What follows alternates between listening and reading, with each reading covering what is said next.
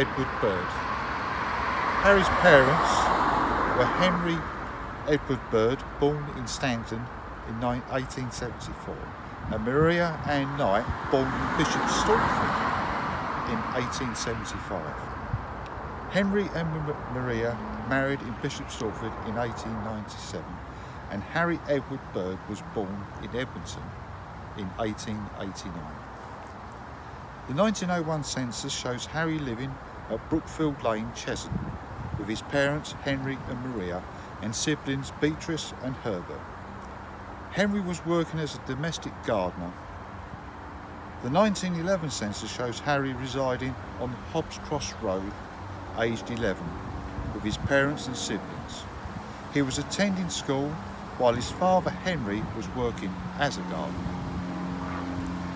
Lance Corporal Harry Bird, 14365, enlisted at Banbury in the 1st Battalion of the Duke of Cornwall's Light Infantry, which was formerly 8/10756 Training Reserve Battalion.